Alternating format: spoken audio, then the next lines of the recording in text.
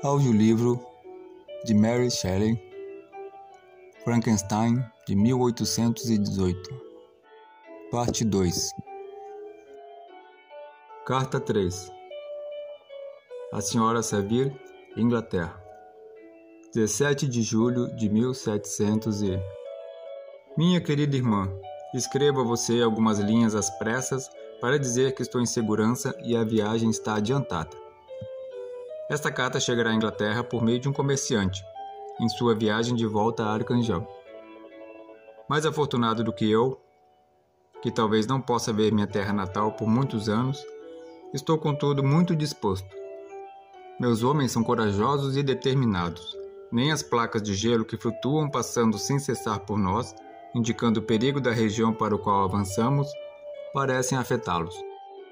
Já atingimos uma latitude muito alta, mas estamos em pleno verão, e apesar de não estar tão quente quanto na Inglaterra, os ventos do sul que nos conduzem para aquelas regiões que eu desejo tanto alcançar, trazem um sopro de calor renovado que eu já não esperava encontrar. Até agora, nenhum acidente sério aconteceu que deva ser mencionado. Uma ou duas tormentas e o surgimento de uma fenda no casco são acidentes que navegadores experientes mal se lembrariam de registrar. Ficarei muito contente se nada pior nos acontecer durante nossa viagem. Adeus, minha querida Margaret. Esteja certa de que, para o meu próprio bem e para o seu, não me exporei a nenhum perigo. Serei calmo, perseverante e prudente. O sucesso, porém, deverá coroar meus esforços. Por que não? Desde que parti, tracei uma rota segura sobre os caminhos do mar, e as próprias estrelas serão testemunhas do meu triunfo. Por que não hei de vencer as forças selvagens? O que poderá deter a firme determinação de um homem? Meu coração me guia assim, mas tenho de me despedir. Que o céu a abençoe, minha querida irmã. Seu afetuoso irmão, Robert Walton. Carta 4. A Sra. Saville, Inglaterra, 5 de agosto de 1700 e... Nós enfrentamos um acidente tão estranho que preciso registrá-lo, embora talvez você me veja antes mesmo que esta carta chegue às suas mãos. Na segunda-feira passada, 31 de julho, estávamos quase cercados pelo gelo que bloqueava totalmente o navio. Mal havia espaço suficiente para flutuar. Nossa situação era perigosa, especialmente porque também havia um extenso e forte nevoeiro. Diante disso, lançamos âncora na esperança de que o tempo melhorasse. Por volta das 2 horas, a neblina se dissipou e avistamos estendendo-se em todas as direções, vastas e irregulares planícies de gelo, que pareciam não ter fim. Alguns dos meus companheiros se assustaram, e eu mesmo fiquei mais atento nos acontecimentos. De repente, um estranho espetáculo chamou a nossa atenção. Desviando a apreensão do momento, percebemos um trenó puxado por cães, que rebocava uma carreta baixa, seguindo rumo ao norte, a uma distância de meia milha. Uma criatura, que tinha um aspecto humano, mas de estatura gigantesca, estava sentado no trenó guiando os animais. Com nossas lunetas observamos a trajetória do viajante, que se afastava rapidamente, até que ele sumiu da vista na superfície desigual do gelo. Essa aparição nos deixou estupefatos. Afinal, estávamos como acreditávamos, a muitas centenas de milhas da terra firme. Mas o viajante parecia ignorar isso. Por causa de tanto gelo, era impossível seguir seu rastro. Cerca de 2 horas depois, ouvimos o estrondo do mar sob o gelo. E antes que anoitecesse, a espessa camada se rompeu, liberando o navio. Contudo, permanecemos ancorados até o amanhecer, temendo chocar no escuro contra aquelas placas soltas que flutuam após o rompimento de gelo. Aproveitei para descansar algumas horas. Assim que amanheceu, subi ao convés e encontrei todos os marinheiros ocupados em um dos bordos do navio, aparentemente falando com alguém que estava no mar. Na realidade, era um trenó, tal como o que havíamos visto antes, e que tinha flutuado em nossa direção durante a noite sobre um grande fragmento de gelo. Apenas um cão sobreviveu, mas ainda um ser humano, a quem os marinheiros estavam estimulando a subir no navio. Ele não nos pareceu, tal como o outro viajante, um habitante selvagem de alguma ilha desconhecida, mas sim um europeu. Quando apareci no convés, o mestre disse: "Esse é o nosso capitão.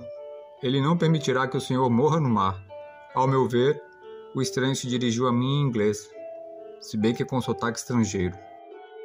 Antes que eu entre em seu navio, poderia fazer a gentileza de me informar qual é o seu destino? Você pode imaginar meu espanto ao ouvir uma pergunta dessas, feita por um homem à beira da morte e para quem eu supunha que um navio fosse uma dádiva mais valiosa do que todos os tesouros da terra. Respondi, contudo, que estávamos numa viagem de exploração, rumo ao Polo Norte. Ele pareceu satisfeito com a resposta e concordou em subir a bordo. Deus do céu, Margaret! Se você visse o estado do homem que ainda impunha condições para ser salvo, sua surpresa não teria limites. Seus membros estavam quase congelados, o corpo terrivelmente enfraquecido pela fadiga e pelo sofrimento. Nunca tinha visto alguém em tão lastimável estado. Tentamos carregá-lo para minha cabine, mas desmaiou assim que foi retirado do ar livre. Por isso, o levamos de volta ao convés e conseguimos reanimá-lo, fazendo algumas fricções de aguardente em seu corpo e forçando-o a engolir um pouco de bebida. Assim que voltou a si, nós o enrolamos em cobertores e o colocamos perto da chaminé do fogão, na cozinha. Aos poucos ele se recuperou e tomou um pouco de sopa, que o revigorou sensivelmente. Passados 2 dias, ele ainda não tinha condições de falar. Cheguei a temer que seus sofrimentos tivessem afetado a sua mente. Depois que chegou a um melhor estágio de recuperação, o levei para minha cabine e passei a cuidar dele na medida do possível. Criatura alguma jamais havia me despertado tanto interesse. Seus olhos tinham uma expressão de fúria e de loucura, mas havia momentos em que, diante de qualquer favor ou do mais simples serviço prestado a ele, o seu semblante se iluminava todo e expressava doçura que nunca vi igual. Mas geralmente parecia melancólico e desalentado. Às vezes rangia os dentes como se acometido de fortes dores. Quando meu hóspede deu uma melhorada, tive dificuldade em manter afastado os homens de bordo, que queriam fazer-lhe perguntas a toda hora. Procurei evitar ao máximo que o perturbasse, uma vez que ele precisava de repouso. A certa altura, porém, o imediato perguntou-lhe por que havia se aventurado no gelo com um veículo tão estranho. Com um semblante de profunda tristeza, ele respondeu: para procurar alguém que fugiu de mim. E o homem que você perseguia viajava da mesma forma? Sim. Então imagino que o tenhamos visto, pois um dia antes daquele que o recolhemos, avistamos um trenó arrastado por cães através do gelo, com um homem na boleia. Essa informação despertou interesse e força ao estranho, que se levantou com dificuldade e fez uma série de perguntas sobre a rota que o demônio, como o chamava, tinha seguido. Pouco mais tarde voltamos a conversar a sós. É natural que eu tenha despertado a sua curiosidade bem como a dos tripulantes, mas você é muito discreto em não me fazer perguntas, disse o homem. Realmente, seria desumano e inconveniente incomodá-lo com minha curiosidade. Mas devo a minha vida a você, pois me salvou de uma situação estranha e perigosa. Logo depois ele perguntou se eu achava que o rompimento do gelo teria destruído outro trenó. Respondi que tinha dúvidas do que aconteceu de verdade, uma vez que o gelo só começou a romper-se por volta da meia-noite, e o viajante poderia ter chegado a um lugar seguro antes dessa hora. Desde então, o estranho ficou mais animado. Insistiu em ficar no convés, a fim de conversar e observar tudo em volta. Mas consegui convencê-lo a ficar na cabine, pois não estava em condições de suportar a intempérie. Prometi a ele que o avisaria caso fosse avistado qualquer trenó ou coisa parecida. Eis o meu diário em relação ao estranho acontecimento até o presente. O estado de saúde do estrangeiro melhorou bem, mas ele é muito calado e fica inquieto quando alguém, exceto eu, entra na cabine. Todavia, suas maneiras gentis e afáveis conquistaram os marinheiros, embora eu tenha um pouco contato com ele. Da minha parte, começo a estimá-lo como um irmão. A sua tristeza profunda e constante me comove e desperta compaixão. Algo me diz que ele, em dias mais felizes, deve ter sido uma criatura cheia de nobreza, que ainda emana de sua personalidade atraente e amável. Comentei em uma de minhas cartas, minha querida Margaret, que não encontraria um único amigo na imensidão do oceano. Eis que o destino me apresenta um homem que, antes de infortúnio se abatesse sobre seu espírito, eu gostaria de tê-lo como irmão. Continuarei a escrever sobre o estranho, contando de tempos em tempos as novas experiências. 13 de agosto de 1700 A cada dia cresce a minha estima e admiração pelo meu hóspede. Só lamento e sinto pena ao vê-lo tão aniquilado pela miséria. Ele é afável e culto. Ao falar, embora cada palavra seja meditada, sua linguagem é clara e eloquente. Agora que sua saúde foi restabelecida, fica horas no conversa, à espreita do trenó que fora visto antes do seu. Embora infeliz, ele se interessa muito pelos projetos alheios. Tenho conversado abertamente com ele sobre meus planos. Ele considerou favoráveis meus argumentos e analisou detalhadamente cada uma das medidas que adotei para obter um resultado com êxito. A sua simpatia e receptividade me motivaram a falar com ele francamente e manifestar o prazer com que eu sacrificaria minha fortuna, esperança e a própria existência para alcançar a expansão da minha empresa. A vida ou a morte de um homem seria um preço ínfimo a pagar pelo conhecimento que eu buscava e pela vitória sobre as forças da natureza hostis à espécie humana. À medida que eu falava, notei uma tristeza incontida se apossando do meu amigo.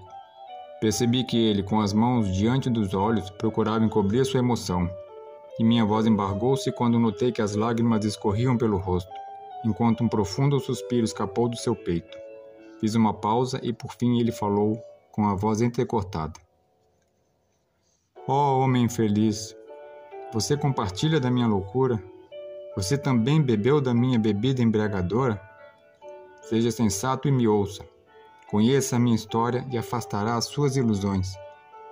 Você pode imaginar como essas palavras aguçaram a minha curiosidade e ao mesmo tempo me deixaram preocupado com o homem, pois o seu impulso emocional afetou as suas faculdades já debilitadas.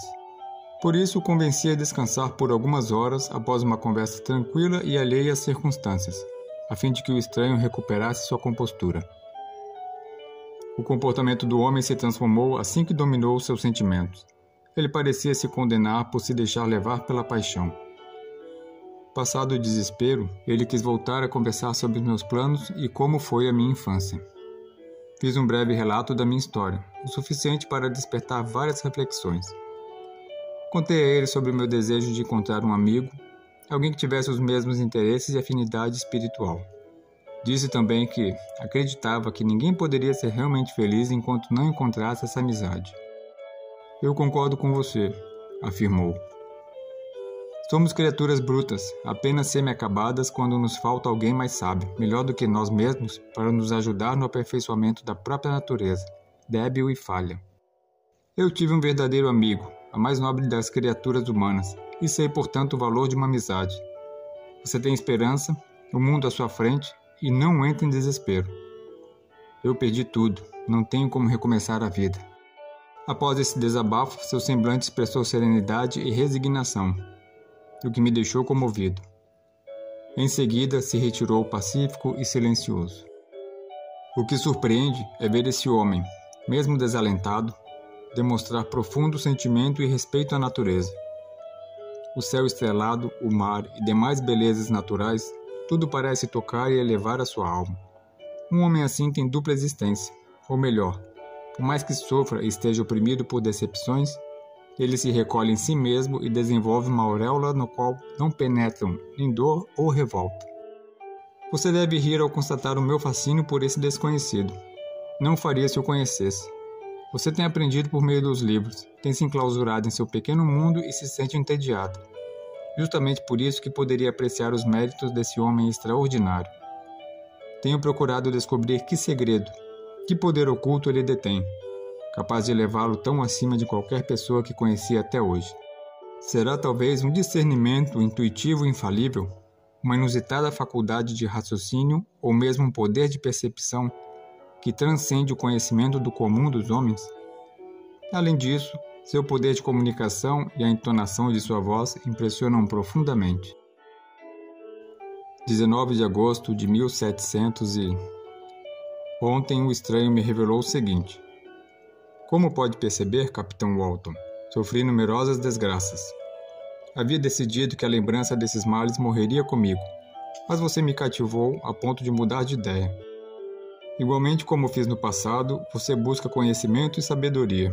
Espero que a satisfação de sua busca não venha a tornar-se uma serpente que inocule veneno em você, como aconteceu comigo.